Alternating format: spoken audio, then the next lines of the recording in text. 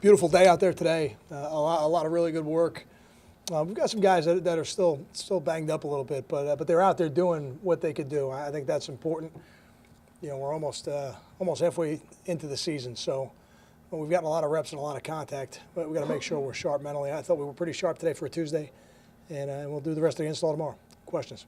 When you pop on the tape on Michigan, can you tell us just how talented they are, and if so, what pops out at you? Yeah, immediately. Very, very physically impressive. Big, strong, good-looking bodies up front. The wide receiver front just is as talented a football player at that position as there is in the country. There's no doubt. Both quarterbacks can make plays. Both can make plays with their arm. I know people talk about Gardner's feet, but his completion percentage is pretty good.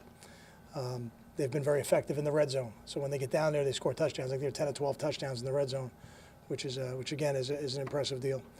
And defensively, they run the ball very well. The middle linebacker, 47, is exactly what you would think of when people say Big Ten middle linebacker. It's what you would think of, and very productive guy in their defense. So yeah, I would agree with that.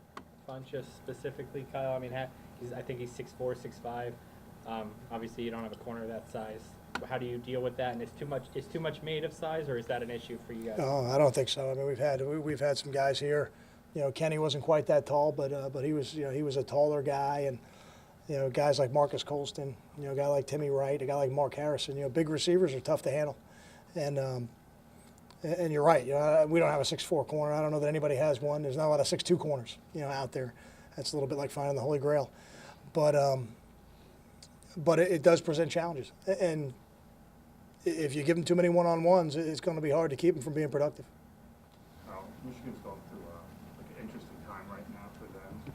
You always talk about minimizing distractions. Do you talk about to your kids who I'm sure read some of the stuff going on there just about to stay? They may come in kind of a wounded animal thing. I don't know that that's the case, and I think football teams in general are pretty resilient, and inside a locker room, it's a place where you can block a lot of things out. So I don't reference it. Whatever is going on in Ann Arbor, we don't have any control over that. That is not our situation. We have to control what we control, which is our preparation. If we control our preparation, then we'll come out Saturday night and we'll play well. And that's really what we need to be focused on. I know he was a walk-on, but do you remember anything about Andre Hunt's recruitment? I know you said he kind of got a late call of being a running back. Do you just remember anything about that? I remember we had the availability in the 105 in training camp, and the name came up, and we didn't know a lot about him. It wasn't one of those situations, but we felt like he was a guy who had been productive in his career and had some injury issues and was willing to do it. It's not – finding those guys is not easy. We make a big deal out of some of them because guys like Sean O'Hara, Gary Brackett, Michael Burton, Howard Barbieri, those guys were all really productive. Paul James, walk-ons who came to our program were really productive.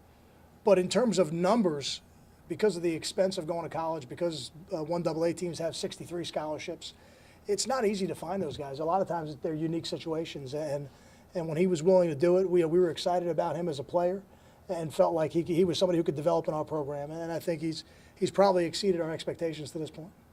Hey, quarterbacks, is there still a chance Cam Lott could see some action? There is. Yeah, there is. I think right now, I don't think we can rule anything out at that position right now just because from a health standpoint, we don't have very many at that position that are 100% healthy. What about TJ Taylor and depth at linebacker position? Sure. Yeah, he took a lot of reps today. Yeah, TJ took a lot of reps today. Similar situation. Although guys are practicing, when you have guys that aren't 100%, those backups can become starters in a hurry. Have you seen much from TJ? I mean, he's playing behind Longo, who hardly ever leaves the field when he's healthy. I mean, have you seen much from TJ in game action, or? Well, we see more. We see more of him in practice. We see more of him than you guys do because he hasn't gotten a lot of reps in game action. I'm pleased with the way he's working, and given the opportunity, I have confidence that he'll be productive for us. And that's one of the challenges of a football season for guys that are in a position like that, where even though they're playing on special teams, they're not really getting reps in the game. They're taking a lot of reps in practice.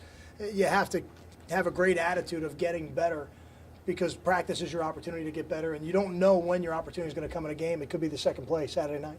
I think we've talked about kick returns quite a bit, but punt returns, it seems there's been a lot of fair catches. Is that just the way the punts are going, or do you need to block better on the gunner? I mean, what's going on with those? I think it's just the way it's been going. I don't think Janarian's a guy who wants to fair catch it. So if the guy gets one off and it's pretty good hang time, it's it's generally it's going to be a fair catch, more often than not to secure the ball. And securing the ball is the most important thing. The return is secondary. We attempt a lot of blocks, which I think slows down the coverage. Some people say you don't get better returns when you're a block team. I don't know if I agree with that. I think the teams we play are so protection conscious. I think it slows down their coverage. How's Robert Martin coming along? It seems like he's getting more responsibility. It's hard for me to talk about Robert without talking about Josh and vice versa.